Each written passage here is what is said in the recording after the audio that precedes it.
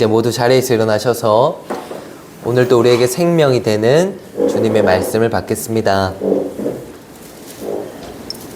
마태복음입니다. 마태복음 2장 15절 말씀입니다. 마태복음 2장 15절 말씀. 네, 우리 화면에 있습니다. 한 목소리로 합독하겠습니다. 헤롯이 죽기까지 거기 있었으니 이는 주께서 선지자를 통하여 말씀하신 바 애굽으로부터 내 아들을 불렀다 함을 이루려 하심이라. 아멘. 네, 주신 말씀으로 이루려 하심이라 라는 제목으로 주님의 은혜를 나누겠습니다. 우리 또 지체들과 또 한 주 만에 만난 지체들과 인사하는 시간 갖겠습니다. 오늘도 잘 오셨습니다. 환영하고 축복합니다. 잘 오셨습니다. 환영하고 축복합니다.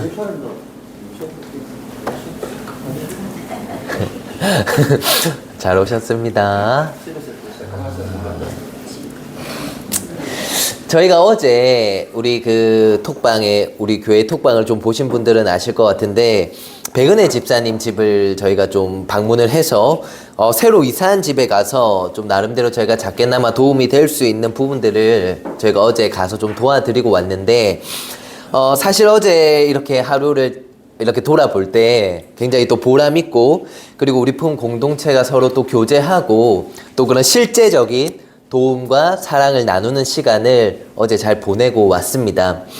그런데 그렇게 주님 안에서 좋은 시간을 보내고 왔는데 사실 그와 동시에 어제 저희가 계획한 것이 단 하나도 이루어진 게 없는 하루이기도 했습니다. 어제가 원래 저희가 어제 아이들과 소소하게 수련회를 하려고 계획을 하고 있었습니다. 원래는 지금 아이들이 다 방학이잖아요. 방학. 그리고 방학 시즌이 끝나기 전에 그래도 하루라도 같이 좀 즐거운 시간을 보내고 또 아이들을 위해서 기도를 해주자가 원래 저희의 또 계획이었습니다. 어제 하루. 그래서 원래 계획대로라면 저희가 아이들과 함께 또 아이스링크에 가서 또 스케이트 타고, 그 다음에 교회에 와서 저녁 먹고, 그 다음에 여기서 같이 저희 공동체 성경 읽기와 큐티를 같이 들으려고 했습니다.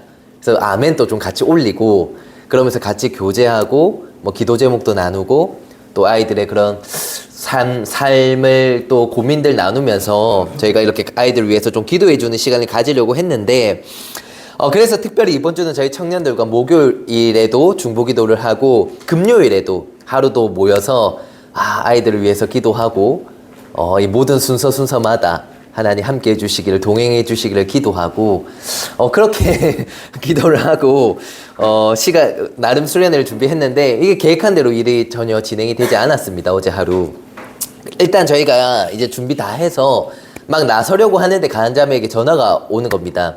가은자매가 소은이를 데리고 그리고 채연이를 데리고 이제 저희가 아이스링크로 만나기로 원래 했는데 갑자기 전화가 와서 소은이가 손이 다쳤다는 겁니다. 손이 짠. 손이 다쳤다고 갑자기 전화가 와서 응급실에 가고 있다 이렇게 연락이 왔습니다. 그래서 이 손잡이가 아니라 경첩이라고 해야 되나? 경첩? 그 경첩에 찍힌 거 맞죠? 문 경첩에. 그래서 생각보다 살이 많이 파여서 응급실에 가서 갑자기 그렇게 치료를 받아야 된다. 그래서 저희가 당장 이걸 당장 어떻게 해야 되나? 마취 없이. 마취 없이. 마취 없이 생산. 그래서 이거 아이스링크를 갈 수가 없는데 뭐 고민을 하다가 어제 조구슬 권사님 같이 오고 계셨는데 권사님이 일단 백은혜 집사님 집으로 모이자, 일단 모여서 생각을 해보자 해서 집사님 댁으로 갔습니다. 부랴부랴. 그런데 가고 있는데 또 가은자매에게 또 전화가 또 오는 겁니다. 갑자기 가고 있는데 갑자기 하는 얘기가 채연이를 이제 합창단 마치고 따로 또 태우러 갔는데 이제 소은이는 안 되니까. 그런데 이제 채연이가 합창단 마치고 태우고 오는 길에 교복을 맞추러 대연동에 아이비 클럽을 간다라고 연락이 또 오는 겁니다. 그래서 갑자기 또 그건 무슨 말이냐 하니까 오늘까지 교복을 꼭 맞춰야 되는데 아직까지 교복을 못 맞춰서 부랴부랴 맞추러 간다. 그러냐. 그럼 그럼 어디서 만날까 하니까 교복을 금방 맞춘다라고 하더라고. 그래서 집사님 집 근처에서 만나자. 그래서 같이 점심을 먹자. 그래서 또 어쨌든 또 가고 있는데 또 전화가 와서 채원이 교복 맞추고 가려고 했는데 갑자기 채원이 친구가 또 와서 걔도 교복을 맞춰야 돼서 걔랑 또 교복을 맞추러 간다라고 또 연락이 오는 겁니다. 아, 그래서 야, 이건 또 무슨 일이냐. 그래서 너무 배가 고파서 그럼 일단 우리는 뭐 토스트라도 하나 먹겠다. 그래서 뭐 각자가 먹을 걸 준비해서 결과적으로는 집사님 집에 와서 뭐 같이 먹고 뭐 그렇게 우여곡절 끝에 점심을 먹었는데, 그리고 자연스럽게 저희가 또 정리할 수 있는 부분들, 좀 도와드릴 수 있는 부분들을 이렇게 도와드리기 시작했습니다. 그래서 전혀 예상하지 않았던 어떤 계획하지 않았던 일들이었는데 저희가 그렇게 이제 좀 하루를 보내게 됐는데, 원래 저희가 토요일은 아이들과 수련회를 하고 오늘 오후에 이렇게 가능하다면 교인분들과 함께 집사님 댁을 가려고, 저희 원래 계획은 그래, 원래 계획은 그래서 가서 좀 점심도 거기서 먹고 좀 도와드리면 어떻겠나라고 원래 계획을 그렇게 세우고 있었는데 이제 계획대로 되지 않더라고요, 모든 일들이. 그래서 그럼에도 뭐 귀한 교제 나누고 귀한 섬김을 또 서로 나누고 온 시간이었던 것 같습니다. 제가 왜 초반에 이런 얘기를 좀 드리냐면, 저는 이 오늘 말씀을 묵상하다가 이 계획이라는 부분, 계획이라는 거에 대해서 좀 생각을 많이 해봤는데, 여러분, 인간은 본능적으로 자기의 삶을 어느 정도 계획하고 그리고 내가 통제할 수 있는 어떤 범위 아래에 좀 두려고 하지 않습니까? 본능적으로. 왜냐하면 여러분, 인간은 거기에서 안정감을 느끼기 때문입니다. 내가 사는 인생이 뭐 계획 자체가 무의미하게 흘러가고 도저히 내가 통제할 수 없는 수준으로 인생이 이리 뛰고 저리 뛴다면, 여러분, 인간은 그런 부분에서 누구라도 스트레스를 받을 수밖에 없습니다. 왜냐하면 불안하기 때문에. 내가 생각한 범위가 이 정도인데, 내가 생각한 최악의 선이 여기까지인데, 내가 허용할 수 있는 범위는 여기까지인데, 자꾸만 이런 것들이 통제가 되지 않고 벗어난다면, 여러분, 인간은 거기에서 두려움을 느끼고 불안함을 느끼는 존재입니다, 본능적으로. 그래서 사람마다 조금은 즉흥적인 사람이 있고 또 꼼꼼히 계획하는 사람이 있겠지만, 어느 정도 사람이라면 다 자기 인생을 나의 계획과 통제 아래에 두려고 한다는 겁니다. 그래서 저희가 어제는 너무 이렇게 계획대로 다 안 하려고 하니까 이 PPPP다, 오늘 하루가. 이게 MBTI P가 즉흥적으로 하는 걸 P라고 하죠. 계획하는 게 J인가요, J? 그래서 오늘 하루를 PPPP다 막 이렇게 저희끼리는 얘기를 하고 했는데, 사실은 사람들은 어느 정도는 계획과 통제 아래에 자기 인생을 두려고 하는 겁니다.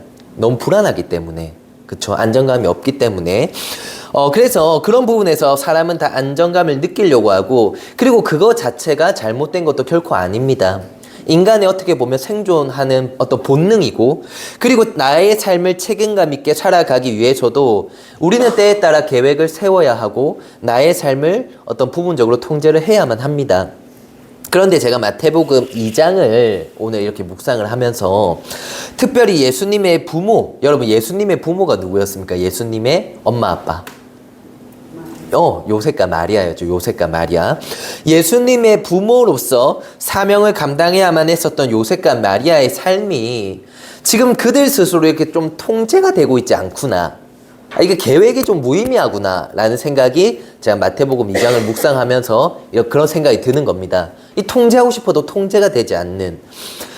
왜냐하면 여러분, 일단 당시에 여성이 아이를 낳는다는 건 굉장히 큰 축복이기도 했지만 반면에 굉장히 큰 위험이기도 했습니다. 왜냐하면 여러분, 오늘날처럼 의료시설이 잘 갖춰진 것이 아니었기 때문에, 또 전문적인 어떤 산부인과 이런 병원들이 있는 것도 아니었기 때문에, 당시에는 보통 여성들이 자기 집에서 출산을 했고, 그리고 주변의 어떤 친척이나 이웃이나 주변 여성들이 산파, 그 출산을 도와주는 여성으로서 그런 산파의 역할을 하는 것이 그 당시 일반적인 출산의 문화였습니다. 그런데 마리아는, 여러분, 마리아는 어땠습니까? 마리아, 성령으로 예수님을 잉태했던 마리아가 여러분 출산할 때가 다가왔을 때 예기치 않게 마리아는 고향을 떠나야 하는 일이 있었습니다. 고향을 떠나는 일이.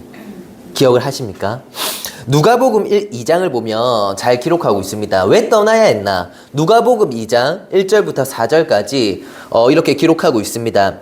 그때에 가이사 아구스도가 영을 내려 천하로 다 호적하라 하였으니 이 호적은 구레뇨가 수리아 총독이 되었을 때에 처음 한 것이라. 모든 사람이 호적하러 각각 고향으로 돌아가매 요셉도 다윗의 집 족속이므로 갈릴리 나사렛 동네에서 유대를 향하여 베들레헴이라 하는 다윗의 동네로까지가 4절인데 뭐가 됐든 다윗의 동네로 갔다라는 의미입니다. 갔다. 그러니까 당시 로마의 황제였던 가이사가 인구 조사를 명령했고 당시 이스라엘이 로마의 지배를 받고 있었기 때문에 여러분 이런 로마의 행정적인 명령을 거부할 수는 없었다라는 겁니다.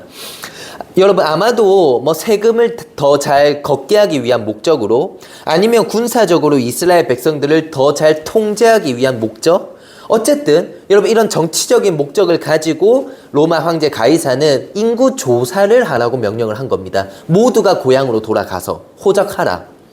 그래서 모든 유대인들이 각각 자기의 고향으로 돌아가는 가운데 요셉과 마리아는 요셉의 고향이었던 베들레헴으로 향하게 됩니다. 마리아가 출산할 때 그쯤에 베들레헴으로. 여러분 이거부터가 전혀 계획된 이동은 아니었다라는 겁니다. 계획된 이동이 아니다. 로마 제국의 어떤 행정적인 목적에 따라서 강제적으로 지금 이동할 수밖에 없었던 상황입니다. 여러분 그리고 마리아는 자기의 보금자리가 아니라 낯선 베들레헴에서 아기 예수님을 출산합니다. 여러분 우리가 성탄절 때마다 말씀도 듣고 연극도 보고 해서 알지 않습니까? 예수님이 어디에서 태어났는지. 여러분 예수님 어디에서 태어납니까? 베들레헴, 마구간. 7절 누가복음 2장 7절에 보면 첫 아들을 낳아 강보에 싸서 구유에 뉘었으니 이는 여관에 있을 곳이 없음이러라 라고 기록하고 있습니다. 아들을 낳아서 포대기에 싸서 구유에 뉘었다라는 겁니다. 왜? 여관에 있을 곳이 없었기 때문에. 우리가 성탄절 때마다 들어서 잘 알지 않습니까? 여러분 여관에 있을 곳이 없어서 구유에 누였다는데 구유는 짐승의 먹이통입니다. 먹이통. 짐승의 먹이를 담는 통. 그 통 안에 지금 아기 예수님을 뉘었다라는 겁니다. 그리고 우리가 흔히 그곳을 마구간이라고 흔히 전통적으로 생각을 하는데 사실은 꼭 마구간이라는 보장은 없습니다. 성경에는 마구간이라는 표현은 없고 구유라는 표현만 있습니다. 그래서 뭐가 됐든 마구간이 됐든 뭐 소가 됐든 염소가 됐든 모르겠지만 짐승이 생활하는 공간에서 여러분 인간이 생활하는 공간이 아니라 가축이 지내는 공간에서 마리아는 예수님을 출산을 했고 이제 막 태어난 아기를 제대로 눕힐 때조차 없어 짐승의 먹이통에 눕혔다라는 겁니다. 우리가 누가복음을 통해서 알 수 있는 사실입니다. 여러분 세상에 이런 출산을 계획하는 부모가 어디에 있겠습니까?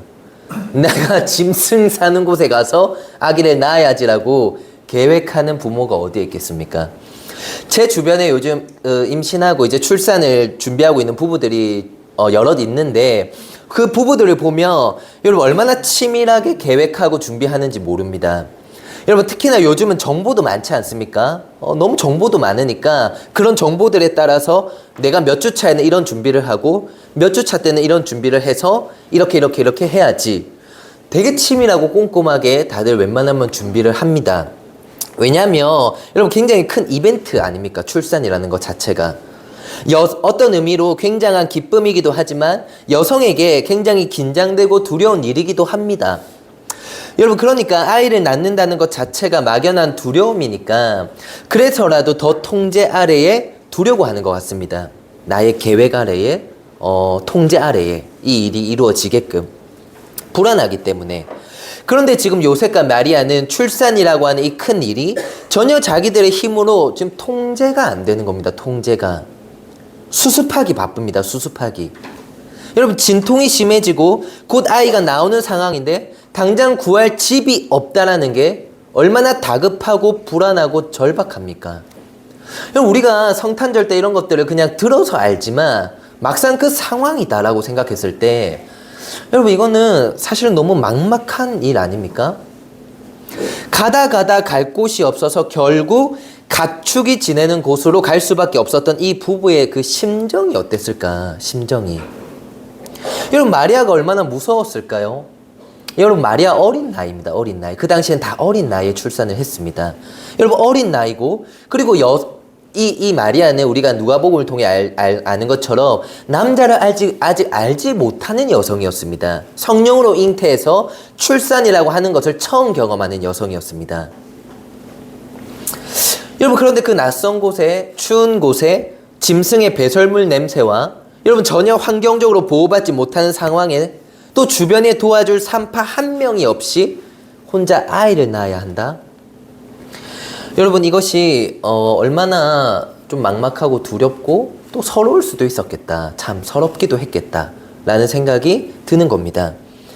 반면에 요셉은 얼마나 자기 스스로가 못났고 좀 무기력하게 느껴지겠습니까? 요셉, 나는 어쨌든 아내를 보호해야 되는 사람이고 책임져야만 하는 사람이고, 그리고 그 아이는 특별한 아이, 예수 그리스도 메시아다라는 걸 그래도 요셉이 믿음으로 알고 있었는데, 나름의 그런 사명감을 가지고 있었는데 정작 아무것도 준비해 줄 수가 없는 겁니다. 요셉은 짐승이 있는 곳에서 출산한다는 거, 여러분 가장 중요한 순간에 남자가 가장 기본적인 것조차도 해줄 수가 없다라는 겁니다.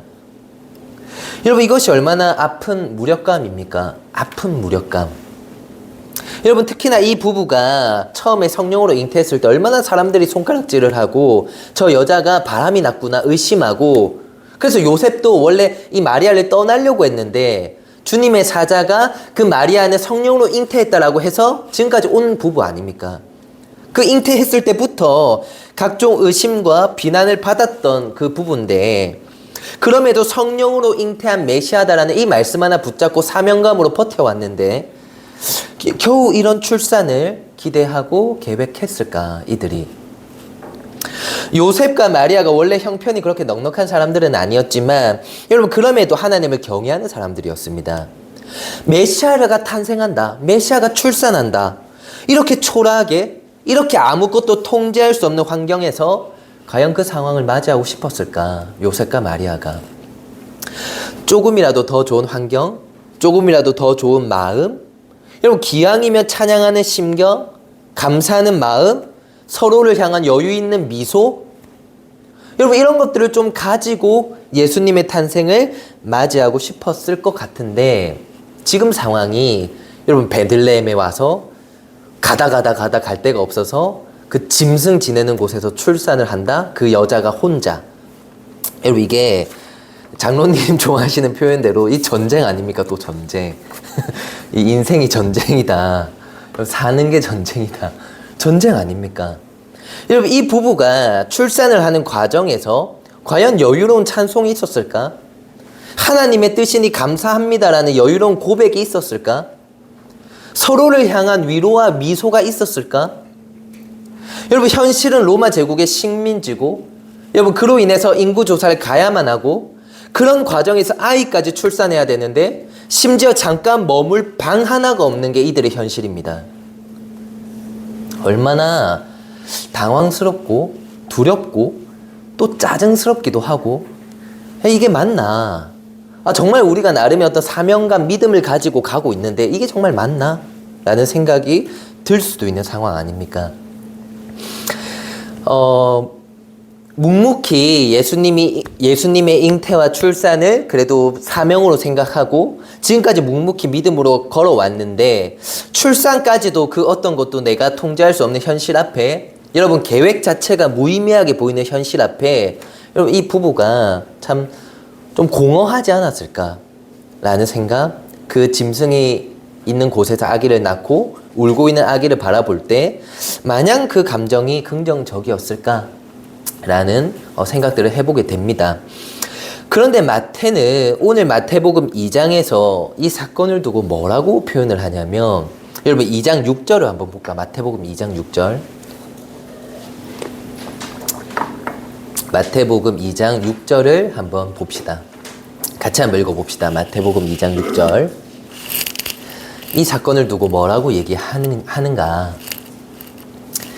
마태복음 2장 6절 같이 한번 읽어봅시다. 시작. 또 유대 땅 베들레헴아, 너는 유대 고을 중에서 가장 작지 아니하도다. 내게서 한 다스리는 자가 나와서 내 백성 이스라엘의 목자가 되리라 하였음이니이다. 아멘. 여러분 그러니까 뭐라고 얘기를 하고 있냐면 6절은 당시 성전에서 활동하던 대제사장들과 서기관이 헤롯 왕에게 하는 말입니다. 헤롯 왕에게. 그런데 이들이 하는 말이 베들레헴에서 이미 이스라엘의 목자가 그러니까 예수 그리스도가 이 베들레헴 다윗의 고향이었던 베들레헴에서 목자로 탄생할 것이다. 이스라엘을 다스릴 목자로 탄생하게 될 것이다 라는 것이 이미 성경에 예언되어 있었다라고 이 서기관들은 얘기를 하고 있는 겁니다. 6절이. 여러분 이 말은 요셉과 마리아 입장에서 자기들이 베들레헴으로 가야만 했고 여러분 베들레헴에서 그것도 짐승이 지내던 곳에서 아기를 낳아야 했던 일들은 다 예기치 못한 일이고 여러분 어떤 의미로는 사고입니다. 사고.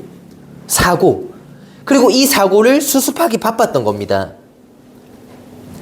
그 사고에 맞춰서 그저 급급하게 수습했을 뿐인데 하나님은 이 사건을 두고 지금 성취라고 얘기하는 겁니다. 성취. 베들레헴에서 태어날 것이다 라고 하는 그 말씀을 이루었다. 성취됐다라고 얘기하는 겁니다. 여러분 인간은 수습밖에는 못했는데 하나님은 그 위에서 성취를 합니다. 네가 통제 아래에 있지 않는 네가 통제할 수 없는 모든 환경과 상황이 하나님의 통제 아래에는 있다라고 얘기하는 겁니다. 마태복음 2장은. 여러분 요셉과 마리아가 뭘 할 수 있습니까? 로마 제국을 통제할 수 있습니까? 이 어린 부부가 여간에 방이 없다는데 당장에 그 방을 만들어낼 수 있습니까? 그냥 주어진 말도 안 되는 이 현실 속에서 겨우겨우 수습하는 것 말고 할 수 있는 게 없습니다. 어떤 계획도 통제도 의미가 없고 여력이 없습니다. 그런데 하나님은 그 보잘것없는 수습을 말씀의 성취로 만들더라라는 겁니다. 성취로 만든다. 여러분 그럴싸한 경건한 분위기, 서로를 향한 여유로운 미소, 여러분 감사한 마음, 그런 환경에서만 하나님은 영광받지 않습니다. 그런 환경에서만 하나님은 일하지 않습니다. 요셉과 마리아가 아이를 낳는 과정에서 그럴싸한 경건한 분위기는 찾아보기 어렵습니다. 전쟁입니다. 말 그대로 전쟁. 여러분 만삭의 몸으로 베들레헴까지 가는 것도 전쟁이고 방이 없어서 짐승이 지내는 곳에서 아이를 낳는 모든 가정이 뭐가 그렇게 대단히 경건했을까? 그들의 삶 속에 대단히 얼마나 대단한 도덕성이 나왔을까? 비참한 시간입니다. 무력한 시간입니다. 내가 가는 이 길이 맞나라는 정말 나름대로 사명을 붙잡고 여기까지 왔는데 정말 이게 맞나? 서로를 향한 짜증이 있었을 수도 있습니다. 부부싸움도 많이 했을 수도 있습니다. 그런데 하나님은 이 모든 가정 위에 어떤 성취를 이루더라라는 겁니다. 성취. 놀랍지 않습니까? 마태복음 2장은 우리에게 그걸 말해주고 싶습니다. 그걸 말해주고 싶은 겁니다. 계속해서 반복되는 표현이 마태복음 2장을 보면 예를 들어 15절 오늘 본문이었는데 헤롯이 죽기까지 거기 있었으니 이는 주께서 선지자를 통하여 말씀하신 바 애굽으로부터 내 아들을 불렀다 함을 이루려 하심이라. 그리고 23절 또 보면 나사렛이란 동네에 가서 사니 이는 선지자로 하신 말씀에 나사렛 사람이라 칭하리라 하심을 이루려 함이로라. 이런 말들이 계속 반복되는 겁니다.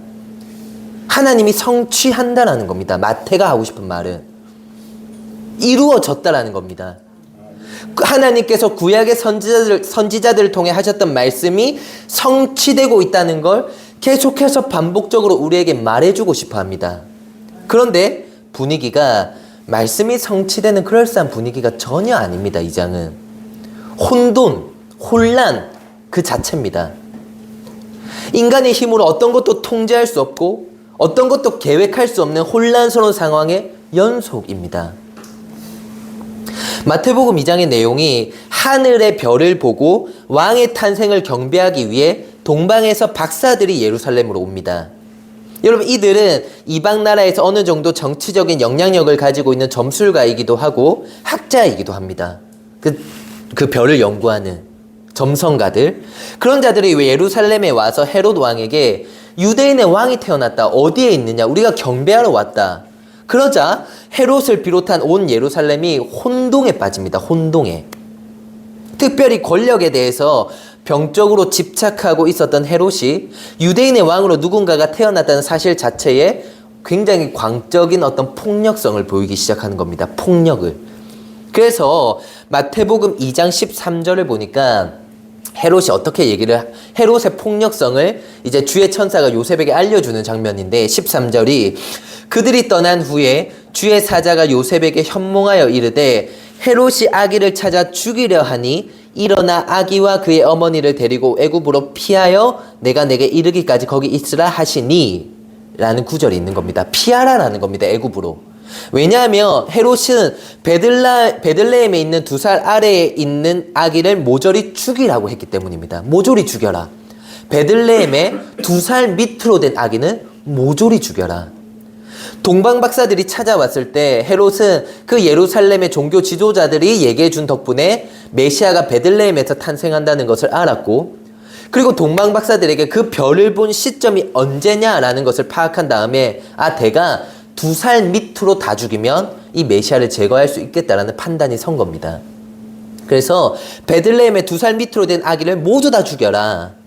그래서 13절에 주의 사자가 요셉의 꿈에 나타나 또 이 사실을 알려주었기 때문에 요셉과 마리아는 부랴부랴 짐을 싸서 또 애굽으로 피난을 가게 되는 겁니다.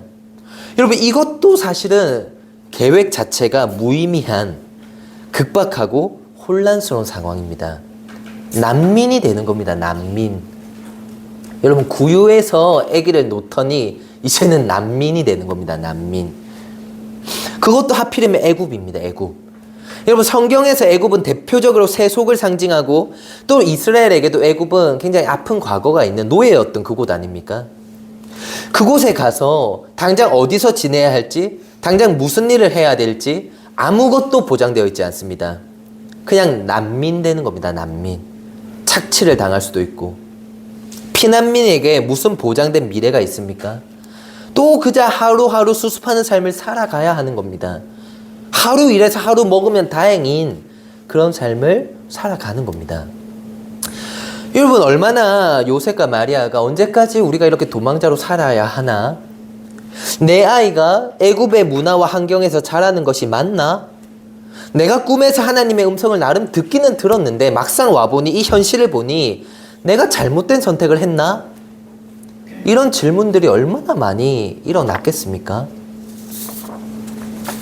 그리고 그 질문 앞에 어떤 것 하나 확신 있는 답을 하기가 어려웠을 거라고 생각합니다. 여러분, 사명은 있는데 이 설명이 안 되는 겁니다. 요셉과 마리아가.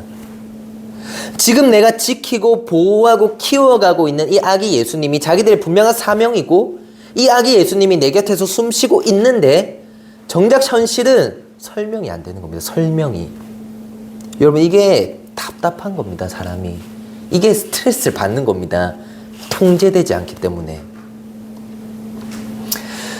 마찬가지로 지금 나의 힘으로 어떤 것도 통제할 수 없기 때문에 설명할 수가 없는 겁니다. 아무것도. 그냥 하루하루 수습을 해가는 피난민의 삶을 또 살아갑니다. 그런데 15절, 아까 우리가 본 것처럼 성경은 이것 또한 분명한 성취다라고 또 얘기하는 겁니다. 성취다. 헤롯이 죽기까지 애굽에 있었다라는 겁니다. 요셉과 마리아가. 그런데 이는 주께서 선지자를 통하여 말씀하신 바 애굽으로부터 내 아들을 불렀다 함을 이루려 하심이라. 여러분, 이것이 호세아 11장 1절에 기록되어 있습니다. 내 아들을 애굽으로부터 불러냈다. 여러분, 근데 이것을 예수님이 똑같이 제2의 출애굽으로 성취했다라는 겁니다. 모세가 이스라엘 백성을 이끌고 애굽에서 나왔던 것처럼 예수 그리스도는 온 인류를 애굽에서 건져낼 진정한 메시아다라는 걸 하나님은 보여주길 원했고 이렇게 그 말씀을 신실하게 성취했다라고 얘기합니다. 여러분, 혼란스러운 상황에서 급박하게 대피할 수밖에 없었던 그 상황이 하나님은 성취로 보답하더라라는 겁니다. 하나님은 여러분, 내 삶을 통치합니다. 그분이 왕이기 때문에. 여러분, 왕은 내 삶을 통제하는 겁니다. 그리고 그분은 그분의 계획을 성취합니다. 여러분, 어떤 경건한 분위기, 예루살렘에서 갖춰진 어떤 그럴싸한 환경, 그곳에서만 일하는 것이 아닙니다. 마태복음 2장은 여유로운 환경에서만 하나님은 일하시는 것이 아니라 가난, 학살, 피난, 정치적인 혼란, 그런 인간의 여러분 피 비린내가 나는 인생 속에서 하나님은 일을 하신다라는 걸 얘기해 주고 싶은 겁니다. 그 피 비린내 나는 인생 가운데로 아기 예수님이 왔다라고 얘기하고 싶은 겁니다. 여러분 요셉과 마리아가 그래도 포기하지 않지 않습니까? 포기. 하루하루 수습하기 바쁘지만 여러분 아기 예수님을 가지고 그 예수님의 어떤 미래를 준비하고 체계적으로 무언가를 하고 여러분 그럴 수 있는 상황이 아닙니다.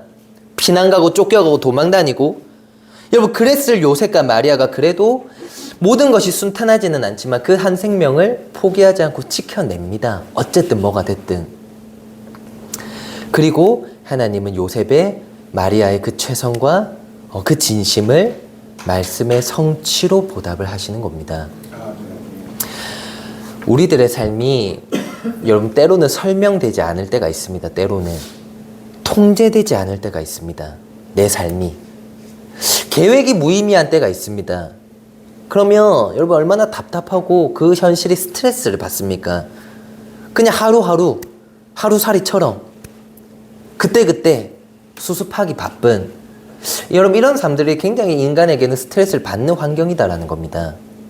통제가 안 되는, 설명이 안 되는. 그런데 저는 오늘 말씀을 묵상하면서 올 한 해 우리가 흘리는 피땀도 하나님의 나라, 하나님의 사명을 위해서 우리가 흘려야 하는 그 피땀 눈물이 절대 헛되지 않겠구나 라는 생각이 오늘 말씀 묵상하면서 드는 겁니다. 하나님이 성취하시기 때문에 여러분 하나님이 성취하실 것이기 때문에 하나님은 지금 또 여러분들의 모든 삶을 통제하고 계신 줄 믿습니다. 그리고 반드시 하나님께서는 우리의 삶을 통해 성취를 이루실 줄을 믿습니다. 그것이 피 비린내 나는 그 인간의 삶 가운데 오신 왕이 하시는 일입니다. 우리가 그 하나님을 붙잡고 포기하지 않으셨으면 좋겠고 계속해서 우리의 진심과 최선을 주님 앞에 올려드렸으면 좋겠고 또 그래서 하나님이 성취해 가시는 하나님의 일들을 우리가 목격하고 묵상하고 기도할 수 있었으면 좋겠습니다. 우리 찬양하겠습니다. 주님이 우리의 모든 걸음 되십니다.